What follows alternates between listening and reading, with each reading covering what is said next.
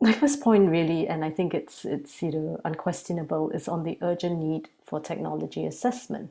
Now, we often hear during the negotiations and the discussions at the CBD about access to technologies and the importance of technology transfer as a means of implementation. Now, this is, of course, a key priority for developing countries, but we know that with any technology, there are potential far-reaching impacts on environment, on health, the economy, and society.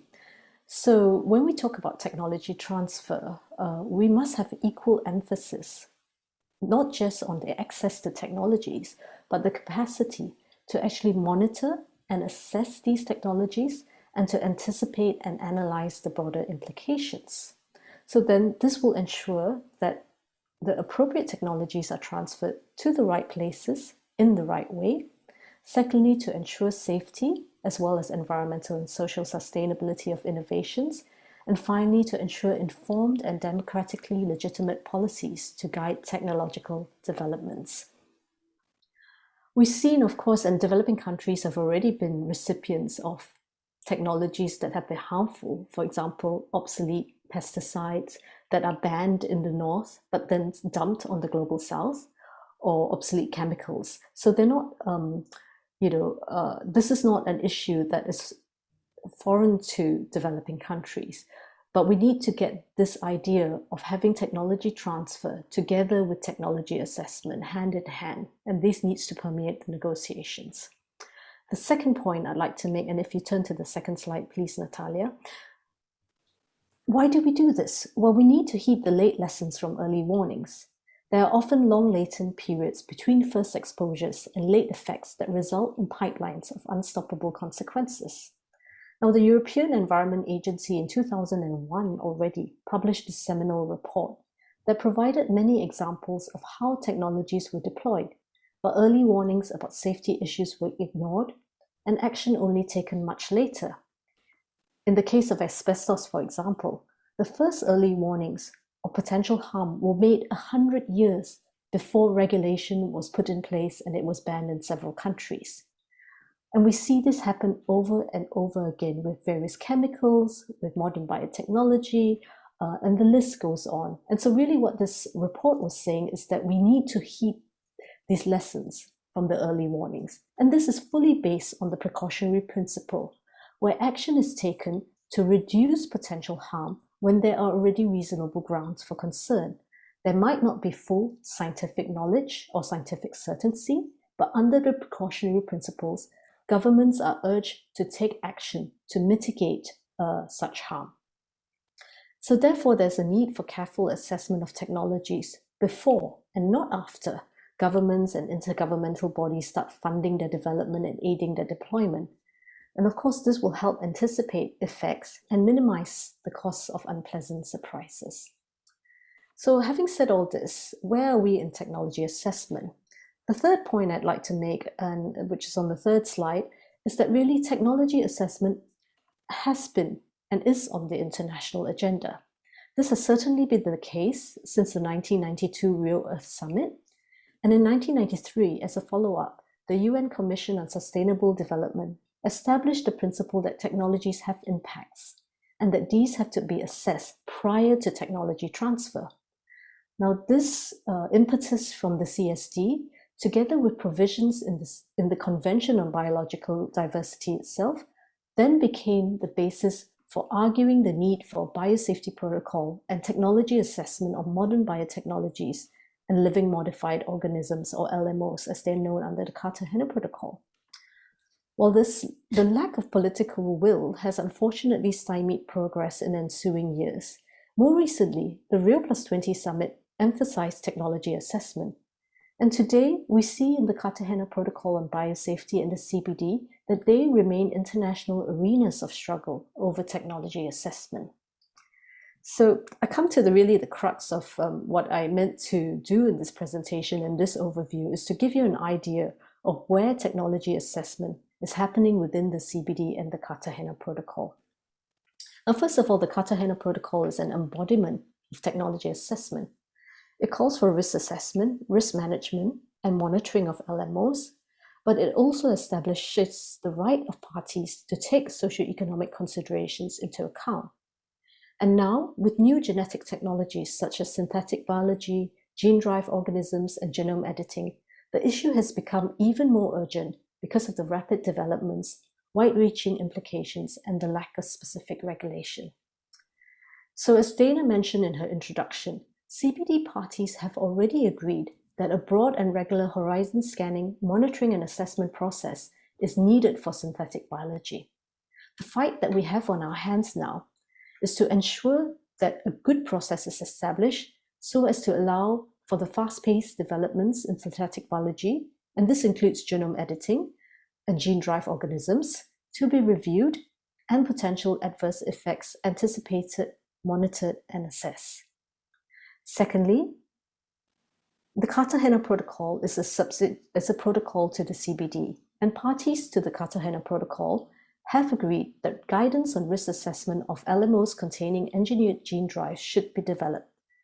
The question now is one of scope and expertise, and the future work in a technical expert group that will be established. Now, this will be extremely important to ensure that the precautionary principle underlines any guidance on risk assessment of gene-drive organisms. We already had a previous decision by the CBD which laid down strict and precautionary conditions for any introduction of gene-drive organisms into the environment, including for experimental releases and for R&D purposes. Now, you may be aware that civil society, as well as the European Parliament, have called for a global moratorium on the release of gene-drive organisms, given the high uncertainties and risks and the remaining gaps in regulation. Thirdly, the subsidiary bodies of the CBD are discussing technology assessment. For example, the subsidiary body on implementation is discussing issues of technology horizon scanning, assessment, monitoring, and judgment on the appropriate technologies, as well as regional technology assessment platforms, and we'll hear more about this from other speakers in the webinar, all within the context of the post-2020 Global Biodiversity Framework. Nothing has been agreed yet, and this issue will no doubt be contentious when the meeting is resumed in January 2020. The SubStar, Subsidiary Body on Scientific, Technical, and Technological Advice, has also called for additional views on elements of technical and scientific cooperation for enabling technology horizon scanning, assessment, and monitoring. And of course, the CBD has a wider purview, and it's not just focused on synthetic biology or genetic technologies, because many technologies will have impacts on biodiversity and the peoples who safeguard biodiversity. We've seen examples such as genetic use restriction technologies, geoengineering, deep ocean mining, which is a pressing issue at the moment, bioenergy with carbon capture and storage or BECCS. Now, these all need to be assessed carefully, and where there is some evidence of potential harm, the precautionary principle must be applied. And for example, CBD parties in the past have already put in place de facto moratoria on GERDs and geoengineering. So there's a lot of work to be done in order to have proper assessment of these technologies and then take the right precautionary actions to address this. Finally, and if you just go to my last slide, please, I wanted to say that when we talk about technology assessment, we need to do this from a holistic, multidisciplinary perspective. This means broadening technology appraisal to include more scientific disciplines, more types of information and knowledges, including traditional knowledge of IPLCs and more constituencies. And we really need to move beyond narrow, reductionist, scientific and technical lenses and address also socioeconomic, cultural, and ethical considerations. Technology assessment is not about the evaluation of the attributes of a single technology, but also about evaluating a range of alternative options and innovation pathways for meeting needs. And this allows for a focus of innovations in other less risky and alternative areas. Tom will be talking about participatory technology assessment, and this is needed to democratize expertise, not just involving a small group of experts, and also specifically bringing in perspectives of marginalized groups. And for this, we need more open, responsive systems of governance. We need to ask who decides which technology gets deployed and under what conditions. I'd just like to conclude by just focusing back on the negotiations for the post-2020 Global Biodiversity Framework, which will set out the priorities for parties to the CBD for the next 10 years. There are elements on the table now calling for an overall technology horizon scanning, assessment and monitoring mechanism under the CBD, which would be applicable to all new technologies. And this will continue to be an arena of struggle, which will definitely need dedicated civil society advocacy and attention. And I hope we can discuss this further in the discussion session. Thank you very much. I'm going to be talking, as Ching said, to say why participatory technology assessment is important. But I think, first of all, it's important to talk about the distinction between participatory technology assessment, and the term is used quite a lot in a general way. So I just want to make that distinction now. So when you're assessing technologies, there isn't like a book you can get off the shelf that says this is how to assess them. Just in the same way as we don't think of technologies as just magic bullets that can, or silver bullets that can solve problems in society. There is not just a formula you can apply for technology assessment. So it has to address the complexity that underpins communities, ecosystems, and issues of justice. So at the ETC group, and I think shared with some of the other organizations that have representatives here today, we've approached this challenge by helping convene a number of technology assessment platforms, each of which are underpinned by a set of values, which I'll go into in a minute.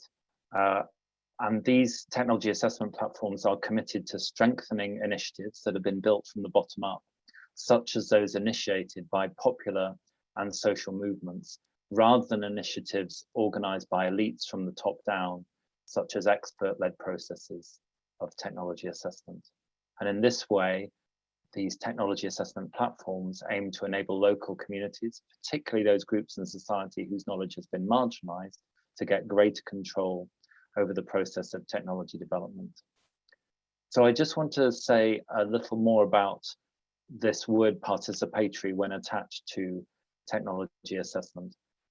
Participatory forms of technology assessment aim to find ways of answering questions around new technologies that bring the lived experience, the knowledge, and the wisdom of everyday people, including manual workers, Indigenous peoples, peasants, and in particular women, disabled people, and other groups who experience oppression, to the center of discussions.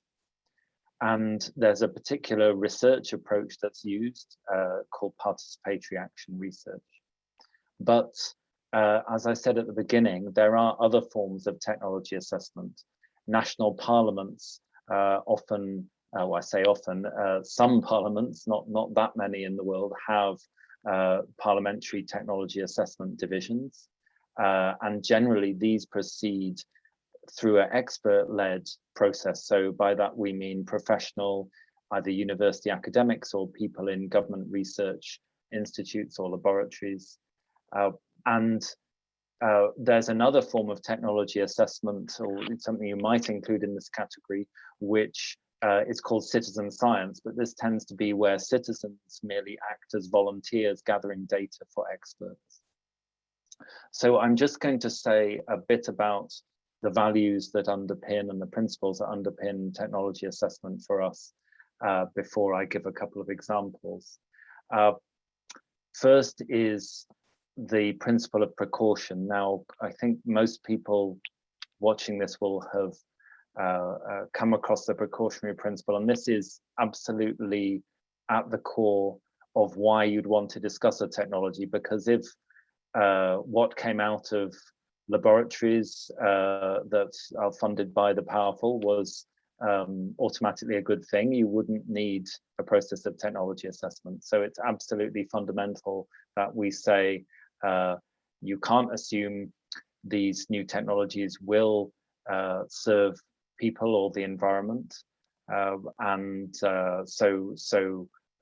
Without the precautionary principle, it wouldn't make sense to do technology assessment. And I think we would argue without good technology assessment, you can't effectively enact the precautionary principle in a way that's fully inclusive of everybody's lived experience and their many different forms of wisdom and expertise.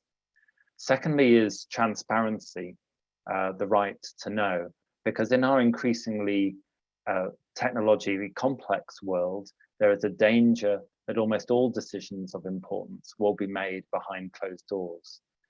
Experts connected to powerful organizations will make momentous choices using the justification that such judgments require specialized knowledge, and the rest of us end up excluded from influencing such decisions.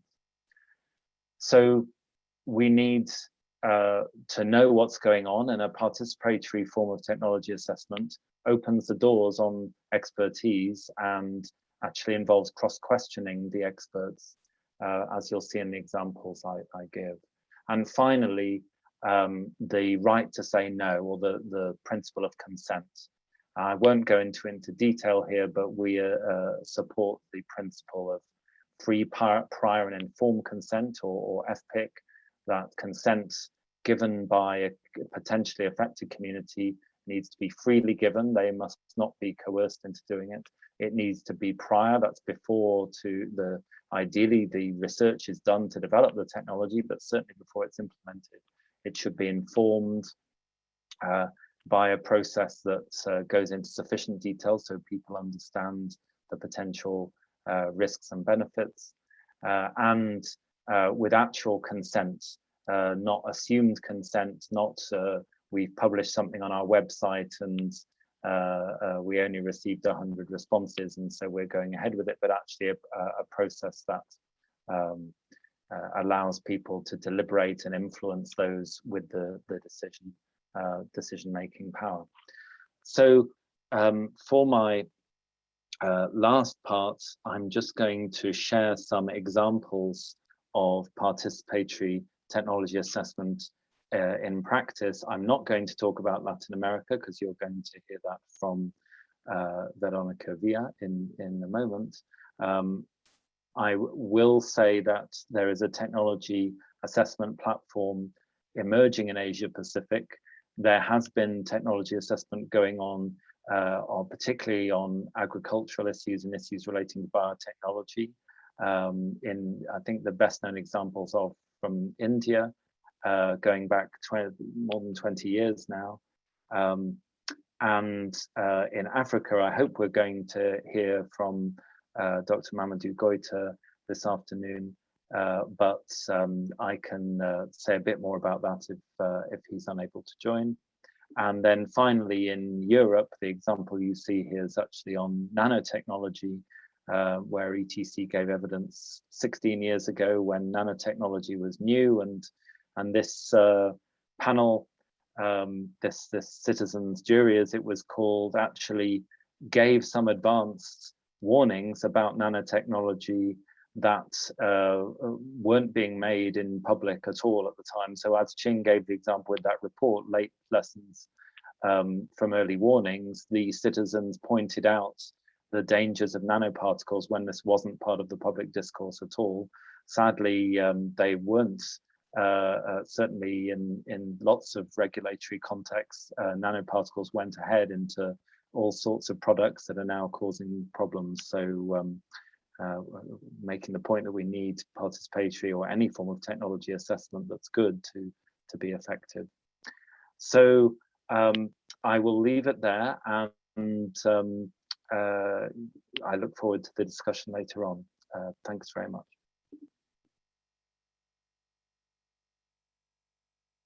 Wonderful. Thank you so much, Dr. Tom Wakeford. Unfortunately, I don't think that Dr. Mamadou Goita has been able to join us yet. So I'm going to skip to Verónica Villa from ETC Group. Verónica, why don't you go ahead?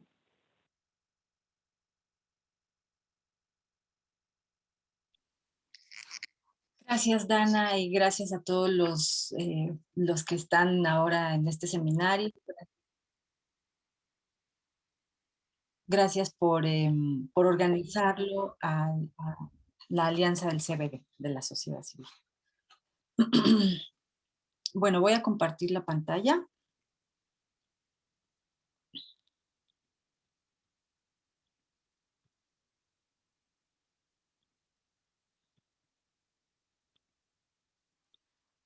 Bueno, voy a compartir lo que ha sido la red de evaluación social de tecnologías en América Latina, y es como un ejemplo concreto de lo que el doctor Wakeford estuvo compartiendo antes.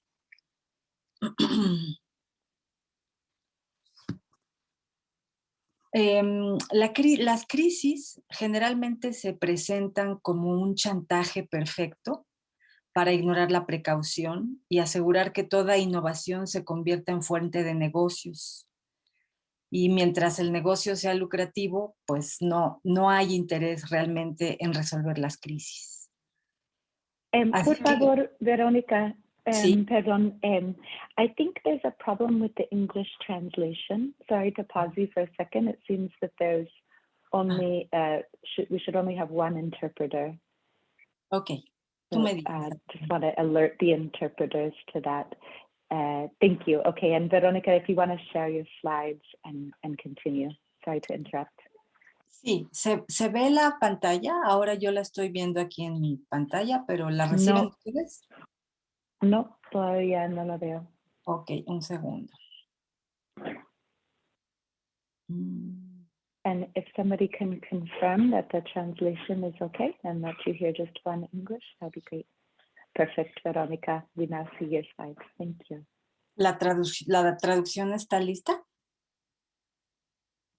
¿Está bien la traducción ya? ¿La interpretación? Sí, Verónica, está listo. Adelante. Okay. Y ahora vemos tu presentación. Listo. Ok, muchas gracias. Regreso un poquitito y comencé diciendo que la red Tecla, de la que voy a hablar ahora, es un ejemplo concreto de lo que compartió antes el doctor Wakeford, Tom Wakeford, de cómo se encarnan, cómo se llevan a la realidad las plataformas de evaluación participativa de las tecnologías. Entonces, el caso de la red Tecla es el caso de una red en América Latina. En esta primera transparencia yo estaba explicando que mientras una crisis sea fuente de negocios, mientras haya innovaciones que prometen como balas mágicas, que también dijo Tom, solucionar un problema, pues habrá lucro con las innovaciones, ¿no? Se quedan entrampadas en volverse solamente negocio. Incluso no necesitan ni ser probadas, ni ser realmente efectivas para resolver los problemas, sino que le ponen la etiqueta de una nueva técnica, una nueva tecnología, una innovación, y habrá negocio seguro porque las crisis se nos presentan como el chantaje con el que nos van a obligar a los ciudadanos, a las comunidades, a los colectivos, a aceptar cualquier cosa. Entonces, estamos dando un salto muy grande, estamos en un momento en que padecemos el dominio de las tecnociencias, apuntaladas por los más grandes poderes económicos y políticos del mundo. Esta combinación entre innovación y tecnología que promete resolver los problemas. Y no tenemos una ciencia abierta y comprometida con la sociedad que integre diversos sistemas de conocimiento y saberes para que pudiéramos resolver colectivamente desde la raíz las crisis, ya sean de la naturaleza, de la salud humana o del clima. Este es el contexto en el que se integra la red Tecla. Esta es un ejemplo de donde las tecnologías se nos presentan como balas mágicas. No me voy a detener en esta transparencia, pero la quise poner porque habla justo de los gene drives o impulsores genéticos que están ya en la ambición de hacer ingeniería de especies enteras y de ecosistemas. Imagínense a qué grado se ha llegado con la ilusión de que una tecnología va a resolver problemas muy profundos y muy complejos que involucran muchísimos aspectos de la vida. No es necesario que una tecnología tenga aplicaciones comerciales para que acapare inversiones. No hace falta que sea buena ni mejor que las existentes para salir al mercado. En la transparencia que estamos viendo, el ejemplo que me parece muy ilustrativo de esta actitud de imponer innovaciones tecnológicas bajo chantaje, la transparencia está mostrando las técnicas de geoingeniería. Transgénicos, agricultura climáticamente inteligente, agrocombustibles, biología sintética, edición genómica y geoingeniería, entre otros ejemplos, se nos ofrecen ante las crisis alimentaria, climática y de salud. Sus enfoques son muy estrechos, son opacos, son inentendibles para la inmensa mayoría de la gente. También hay opacidad en su financiación. Y de lo que sabemos es que presentan el problema como una oportunidad de negocio, entonces se financian así, en el entendido de que no de que van a servir para el bien común o el bien público, sino de que es una nueva oportunidad de negocio. Y claro, se protegen con feroces esquemas de propiedad intelectual. Es una privatización de las posibles soluciones ante crisis que nos aquejan a todos. Entonces, este es el contexto amplio en el que se establece la red Tecla. Varias organizaciones latinoamericanas que nos hemos conocido a lo largo de las distintas luchas, por poner una fecha, en 2008 comenzamos a indagar sobre las cosas en común que tenían las innovaciones, las nuevas tecnologías y cómo se venían presentando, ¿no?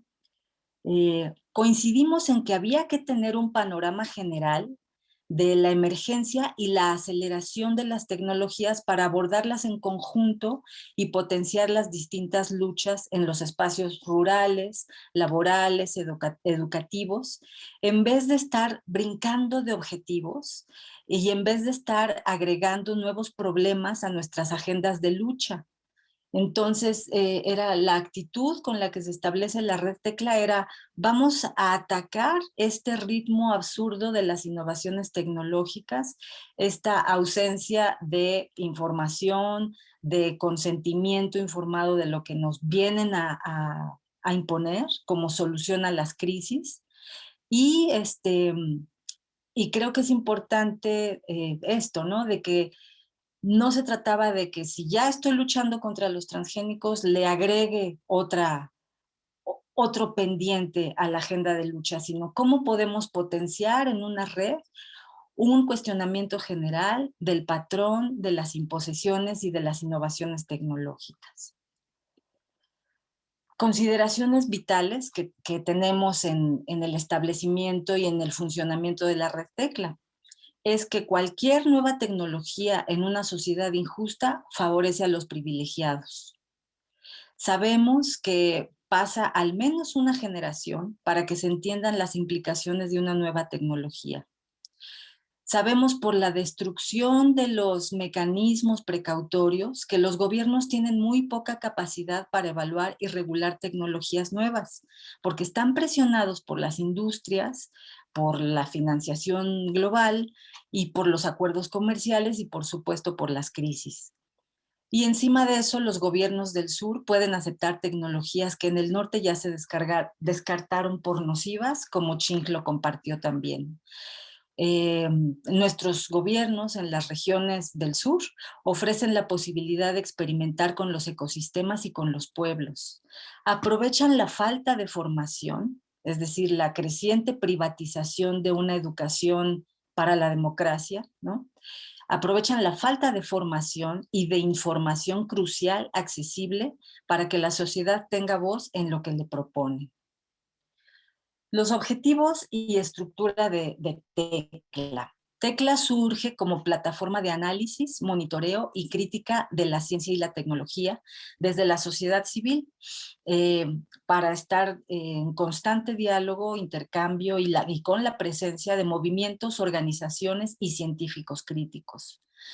Busca mantener una estructura y una operación flexibles y por eso nos importa mucho mantener la figura de red para responder oportunamente a las amenazas tecnológicas o al menos contraatacar sus narrativas y responder a las necesidades de investigación, de información, de formación de las organizaciones. Tecla se propone elaborar reportes sobre impactos sociales, económicos, laborales, ambientales y de salud de tecnologías concretas que afectan especialmente nuestra región. Y esto lo hacemos porque cada organización sabe muchísimo. Entonces lo que tenemos es la voluntad de reunir y sistematizar lo que ya sabemos, no agregar nuevos ámbitos de investigación, nuevos temas, ¿no? Sino potenciar lo que ya sabemos. Seguimos buscando cómo elaborar metodologías participativas, como los tribunales, los jurados ciudadanos, plantear opciones tecnológicas desde las organizaciones, que son, ya sabemos, invisibilizadas ante la imposición de la ciencia dominante y de la tecnología dominante. Y por supuesto nos planteamos como un interlocutor social ante los nuevos mecanismos de Naciones Unidas que aluden a las tecnologías. En la red Tecla es muy importante que sistematicemos lo que vamos avanzando y lo que vamos entendiendo. Y aquí les comparto solamente dos de las varias publicaciones que tenemos. Una es la que ven a la derecha, Ciencias para la Muerte. Es la sistematización de cómo las luchas de las organizaciones campesinas, de agricultores y de la sociedad civil lograron frenar el avance de la tecnología Terminator. Ahí se narra todo el diálogo también con el Convenio de Diversidad Biológica entre organizaciones, científicos críticos, sociedad civil y movimientos por la agricultura y la alimentación, y se logra frenar la tecnología Terminator. En el otro ejemplo, recolectamos y sistematizamos la discusión de cómo una planta sagrada se convierte en commodity de exportación y cómo están participando en ese proceso las comunidades directamente creadoras de la stevia en Paraguay. También tenemos nuevas formas de llegar a las organizaciones, nuestras reflexiones. Estamos incursionando en los podcasts y el cartel que ven ustedes en la esquina superior es la presentación de todas las publicaciones. Muchas de ellas están en portugués también y todo está disponible en nuestra red, ¿no? En nuestra página web. Y últimamente estamos hablando muchísimo sobre digitalización. Ya termino solamente con una lista de integrantes ahorita presentes de la red Tecla. Ahí ustedes pueden ver desde Amigos de la Tierra hasta los miembros latinoamericanos de la Vía Campesina, en la Marcha Mundial de Mujeres. Hay al menos dos grandes organizaciones de científicos comprometidos con la sociedad, una latinoamericana, otra mexicana. Y varias otras organizaciones de los distintos países con luchas muy concretas, ¿no? Contra los transgénicos, contra la extracción minera, petrolera, etc. Pues eso es lo que tengo que compartirles de la red Tecla. Gracias. So I can't give Dr. Goita's first-hand description of processes he's been involved in over many years, but one of the outcomes of his struggle and that of many others is a Africa-wide technology assessment network, which is part of this international effort to do participatory technology assessment. So you've heard one example in that excellent and comprehensive presentation by my colleague Verónica, but in Africa, starting more recently, just 2 or 3 years ago, but I think with very exciting prospects, we have the African Technology Assessment Platform, or AfriTAP, or PEM-TAFRIC in French. So I'm going to introduce this at the same time as introducing a website which pulls together resources on technology assessment, and in particular, participatory forms of technology assessment. So if I share my screen now, you should see the website for assess.technology. This website is both in English, and you'll see on the screen here, if you type in assess technology, you will see it in French and Spanish as well. I will just use the English, and you will see you have heard from Tekla over here, red Tekla, the Tekla network. And over here is the network in Asia Pacific. And hopefully you can hear about that another time. But the network Dr. Goita was going to talk about, and I can say a little bit about, is AfriTAP here. So this platform is a collaboration between several different networks. The main 2 organizations involved are Dr. Goita's own organization, IRPAD, and a group they help convene in the Francophone countries of Africa, which includes INADES, which is based in Burkina Faso. IRPAD itself is based in Mali, and TerraV is based in Burkina Faso. So that has been conducting discussions in French, and during the pandemic, they've used Zoom for that, and to discuss the impact of the changes that happened during the pandemic, particularly to the food system. And then the other half of it is covering those countries where English is the main language used between different parts of the region, and that is based on the Health of Mother Earth Foundation in Nigeria. So they have also undertaken discussions, and in fact this was described in a webinar, and I'll put the link in the chat, at an event about 10 months ago.